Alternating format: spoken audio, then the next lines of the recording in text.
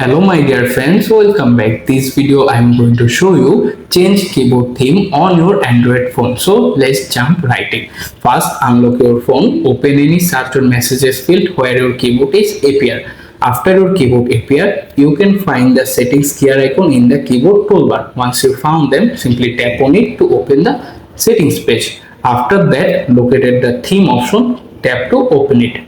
Once you are in the theme menu, here you can see the various multiple themes listed there. Simply find the theme if you want to add it. For example, if you want to add your own photo as your theme, don't worry, this is available.